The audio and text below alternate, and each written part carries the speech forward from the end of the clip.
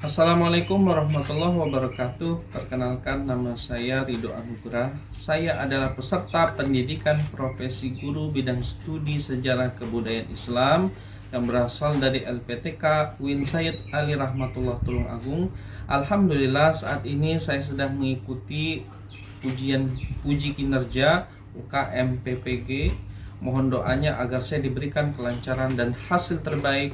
Semoga kami semua menjadi guru profesional yang amanah dan membawa keberkahan bagi generasi penerus. Mari anak-anak kita berdoa sebelum belajar. Ketua kelasnya silakan untuk memimpin doa. Wakil saja.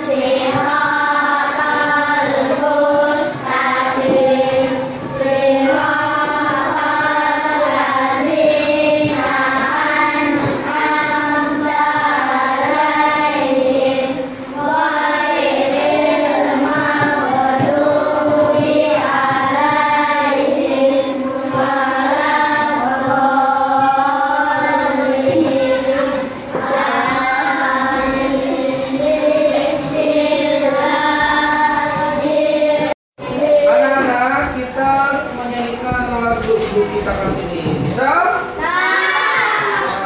Satu, dua, tiga.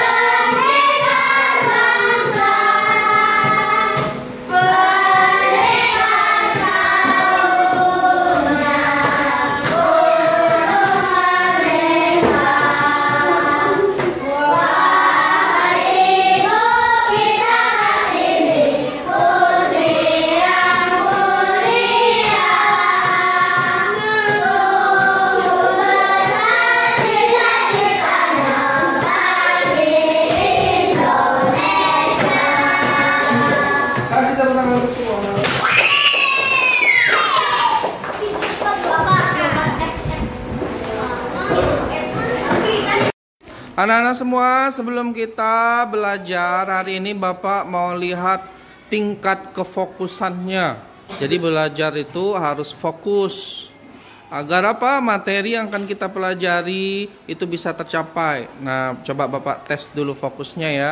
Sekarang Bapak semua minta semuanya untuk berdiri. Oke, berdiri ya. Instruksinya, kalau Bapak bilang kanan, maka miringkan tubuh.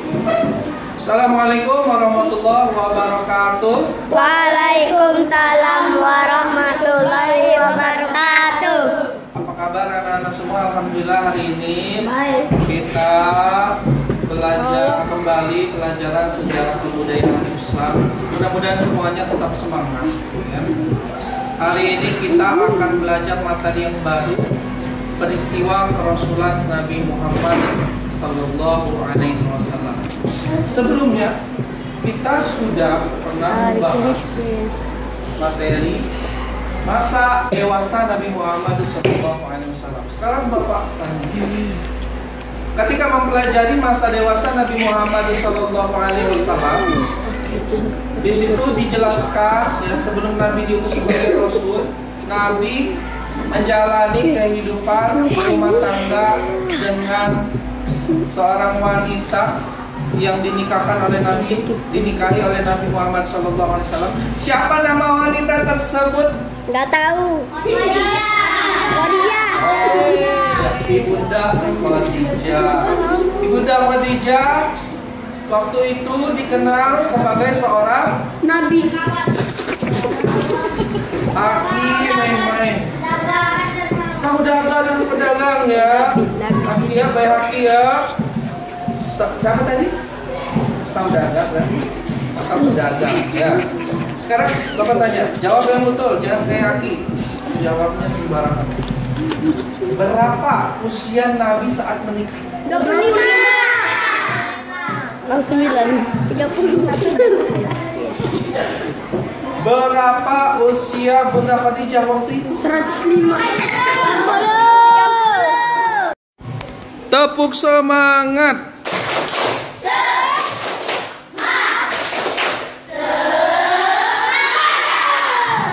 Sekali lagi anak-anak, tepuk semangat.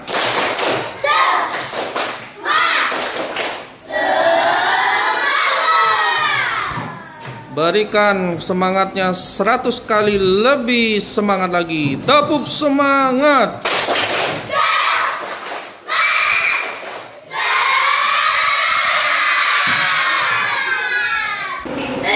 Ya, sekarang kita masuk materi hari ini ya, peristiwa kerasulan Nabi Muhammad SAW.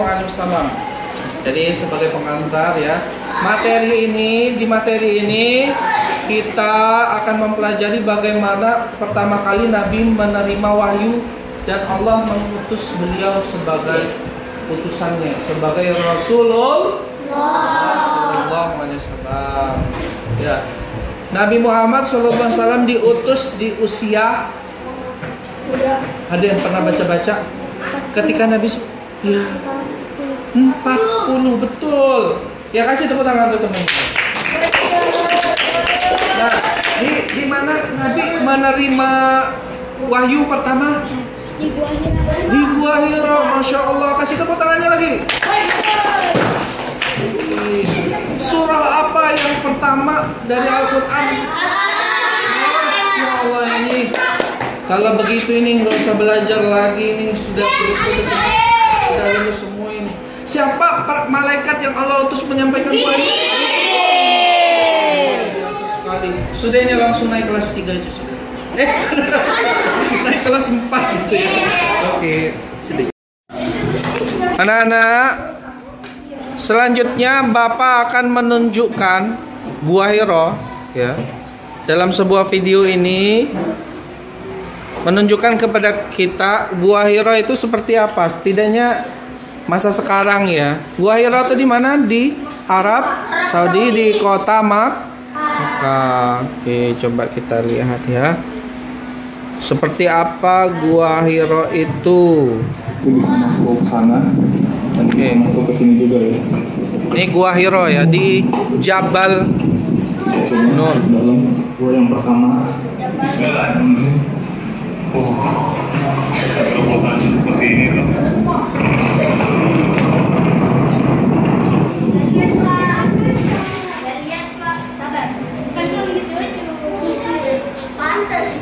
Belum dicolok. Oke. Nah, bentar ya. Ulang lagi.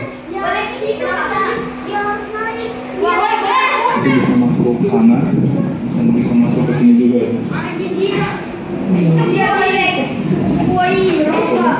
Gua Hira tempat Nabi menerima wahyu.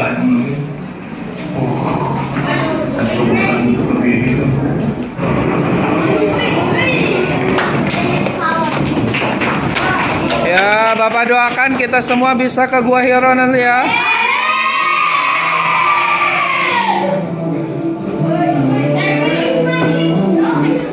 Semuanya, assalamualaikum warahmatullahi wabarakatuh. Apa kabar semuanya? Semoga semuanya diberi kemuliaan oleh Allah Subhanahu Wa Taala. Selalu saya mau mendaki gunung yang sangat jarang di kota Mekah. Alhamdulillah, sekarang saya sudah berada di kaki bukitnya dan hasil perjalanannya capek sekali ya sahabat semuanya, naik dari bawah sini dan di sana gonjong kelihatan di sana masih orang naik ke sini tuh.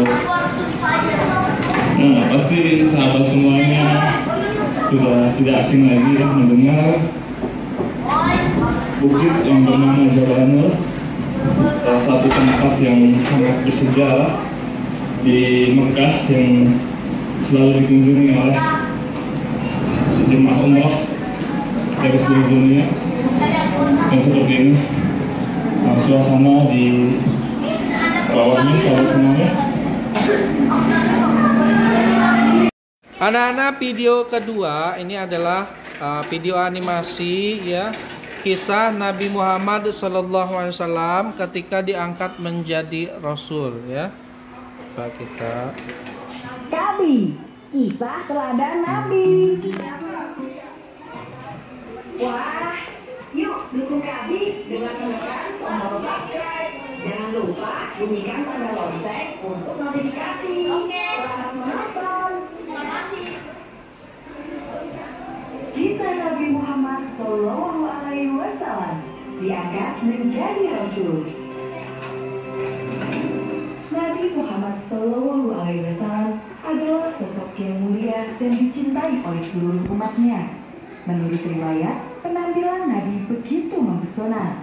Semua orang mengaguminya. Salah satu sahabat pernah bercerita bahwa Nabi memiliki postur tubuh yang indah, tinggi sedang, kulit putih kemerahan, dan wajahnya tampan. Dia sungguh pemuda yang menawan. Selain parasnya, Nabi juga terkenal akan sifatnya yang mulia, yaitu sidik, amanah, fatonah, dan tablik. Sidik artinya orang yang jujur, amanah adalah dapat dipercaya, fatonah berarti orang yang pandai atau cerdas, dan tablik artinya orang yang menyampaikan. Selain itu, Nabi juga teguh dalam beragama. Dia tidak menyembah berhala seperti kebanyakan kaum Quraisy. Ketika masih kecil, Nabi pernah bekerja sebagai penggembala. Saat remaja, dia mulai ikut pamannya berdagang. Nabi begitu tekun dan cerdas. Dia pun menjadi pedagang yang handal. Bukankah dia orang baru?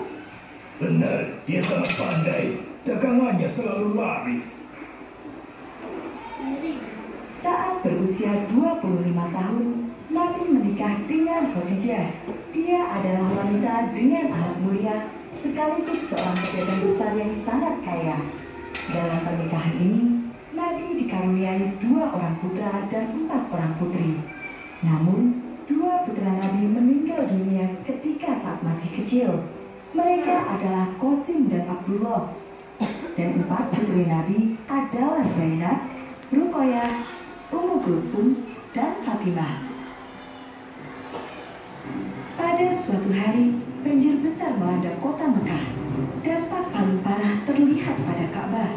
Bangunan yang sudah berdiri sejak masa Nabi Ismail itu mengalami kerusakan. Apa yang harus kita lakukan? Tentu saja memperbaikinya. Tapi Ka'bah adalah rumah Tuhan. Jika sembarangan menyentuhnya, kita akan celaka. Tugas menjaga Ka'bah dipegang oleh 4 kabilah besar. Dan saat ini, mereka sedang berselisih tentang apa yang akan mereka lakukan pada Ka'bah. Akhirnya, mereka sepakat untuk memperbaikinya. Namun, mereka menetapkan syariat khusus. Hanya boleh menggunakan bahan terbaik dan harta yang halal. Tolak uang hasil judi, merampok, dan zina. Akhirnya, pekerjaan pembersihan pun dimulai. 4 kabilah bertanggung jawab pada masing-masing sisi Ka'bah. Namun, mereka kembali berhenti ketika harus menghancurkan sisa bangunannya. Izinkan aku untuk mengawalinya, Kata Walid bin Mughirah. Setelah memastikan tidak ada kejadian buruk saat Ka'bah dirobohkan, pekerjaan...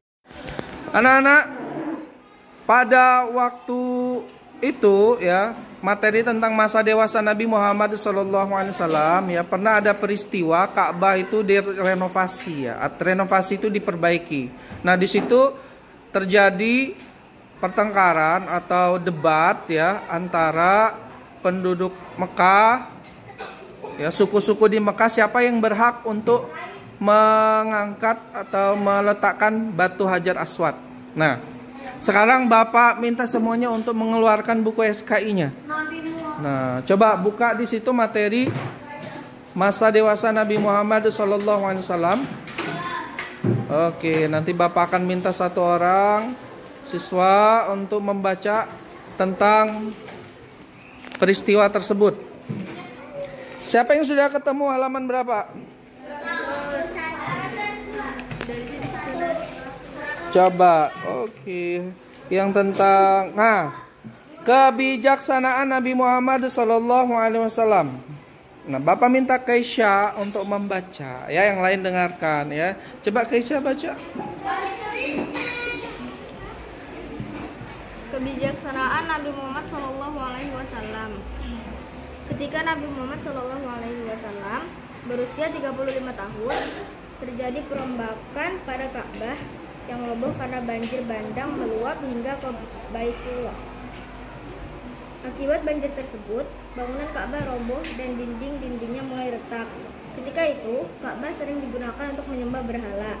Meski demikian, suku Quraisy beranggapan bahwa bahan yang digunakan untuk membangun Ka'bah haruslah bahan-bahan terbaik.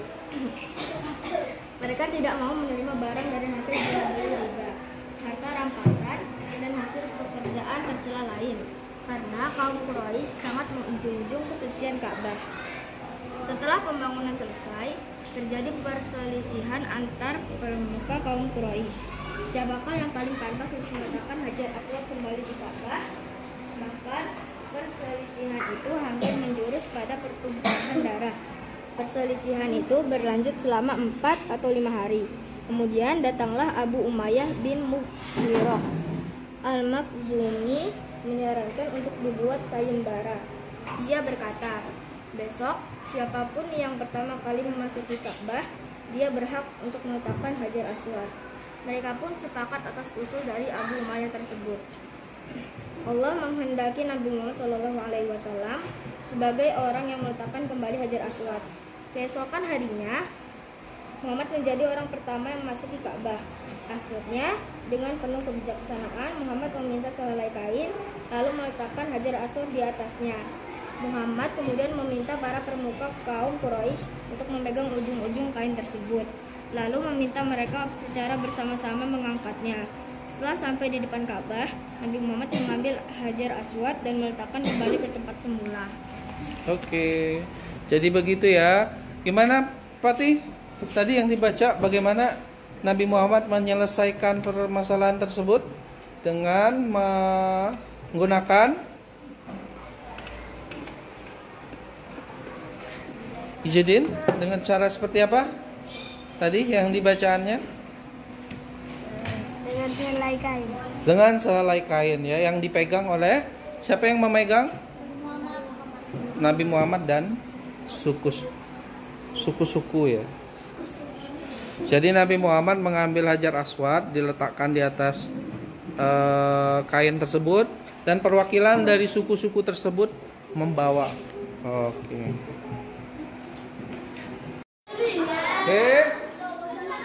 Persoalan pertama, silakan ditulis, nanti didiskusikan ke teman-temannya, adalah yang pertama adalah apa yang menyebabkan orang-orang Quraisy, suku-suku Quraisy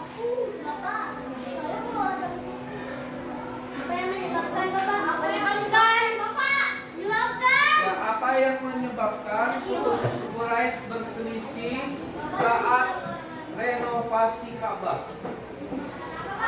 Kan waktu itu kan banjir itu, Ka'bah rusak. Jadi pada berebutan itu, pada bertengkar gitu ya. Apa yang menyebabkan suku-suku? Saat Ya. suku-suku apa, Kak? Renovasi Ka'bah. saat renovasi Ka'bah? Suku-suku di Mekah, ya, itu bertengkar. Suku-suku Quraisy, ya, kabilah-kabilah suku-suku di Mekah bertengkar, berselisih ketika renovasi Ka'bah. Yang menyebabkan suku di Mekah. Ulangi lagi. Apa yang menyebabkan suku Quraisy berselisih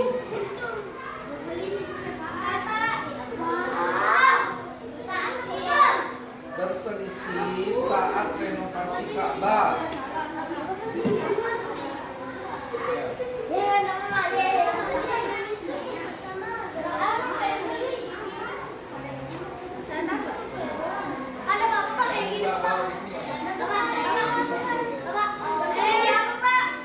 Dua aja nggak apa-apa. Nanti kan jawabnya sama-sama. Berselisihnya mana? Tulis di sini. Ya. Berselisih saat renovasi Ka'bah. Kemudian yang kedua, jadi ada dua permasalahan, nanti kalian diskusikan apa yang menjadi penyebabnya gitu ya. Yang kedua,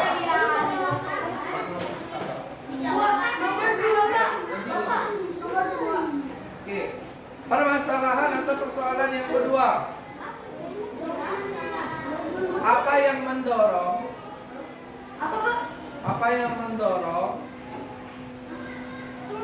Nabi Muhammad Sallallahu Alaihi Wasallam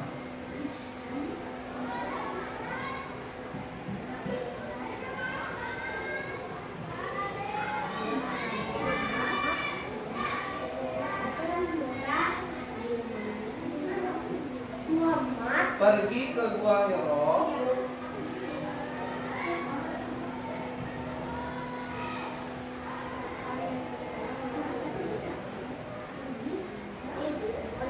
untuk bertafakur. Nah, itu persoalan yang kedua.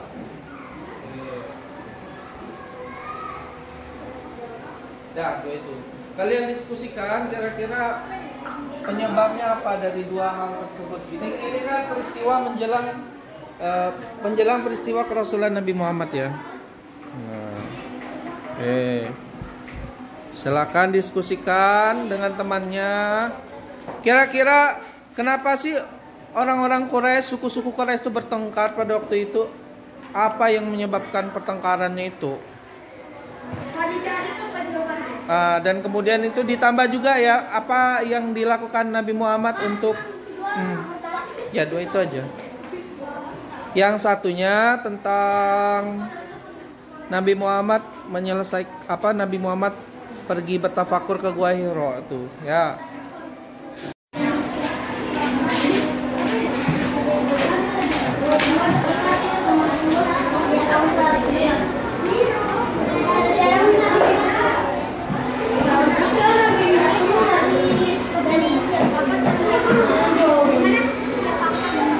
Oke, Bapak ulangi lagi tadi ya, persoalannya ada dua. Persoalan yang pertama itu apa yang menyebabkan suku-suku Quraisy berselisih waktu renovasi Ka'bah. Nah, ini silakan didiskusikan, cari penyebabnya apa. Dan kemudian apa yang dilakukan oleh ya Nabi sallallahu alaihi wasallam pada waktu itu, Nabi Muhammad sebelum diutus sebagai rasul. Persoalan yang kedua adalah mengapa, apa yang mendorong Nabi Muhammad bertafakur di Gua Hira ya, itu menjelang peristiwa diutusnya Nabi Muhammad SAW sebagai Rasul Allah. Oke, selanjutnya kepada Izzuddin, silakan maju ke depan.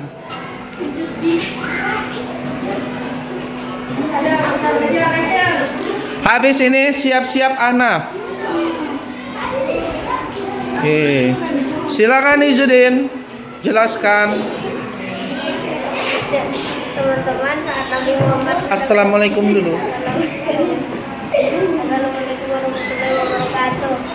Teman-teman, Saat Nabi Muhammad SAW bertapa pergi Gua Hira, Nabi Muhammad SAW mendatangi malaikat Jibril dan Nabi Muhammad SAW yang pertama di Gua Hira. Woi, cepatnya Jun. Anap.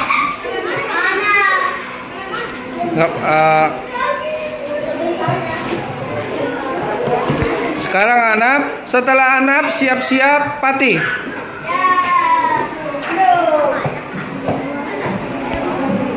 Ya.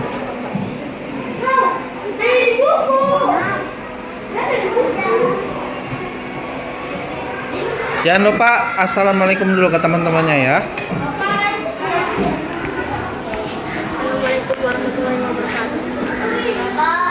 Assalamualaikum warahmatullahi wabarakatuh. Waalaikumsalam warahmatullahi wabarakatuh. Bertafakur adalah menimbang sesuatu pikiran.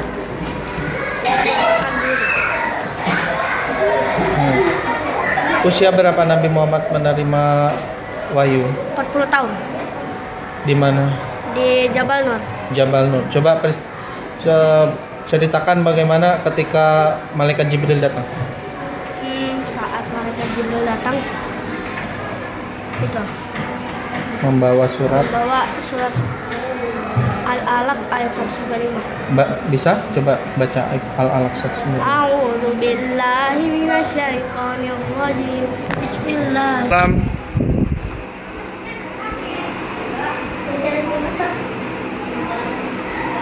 Menerima wahyu secara singkat. Nabi Muhammad SAW menerima wahyu di Gua Hira.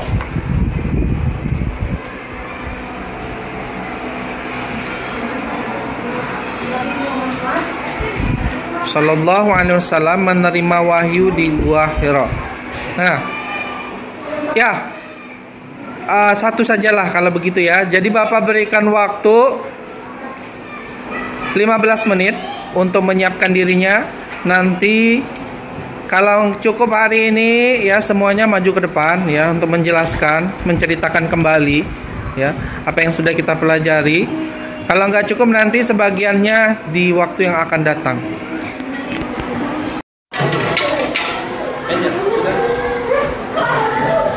Dengan demikian selesailah kegiatan belajar kita hari ini. Ya. Mudah-mudahan kalian semua memahami bagaimana Nabi Muhammad SAW diutus sebagai Rasul. Kita sudah mempelajari usia Nabi diutus sebagai Rasul usia 40.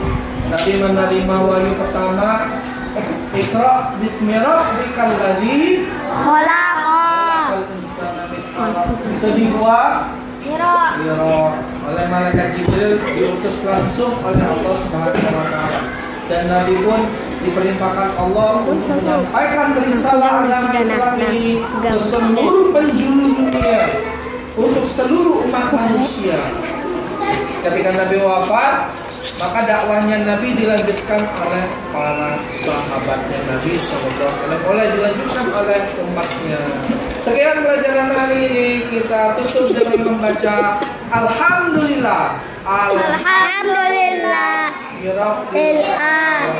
Assalamualaikum warahmatullahi wabarakatuh.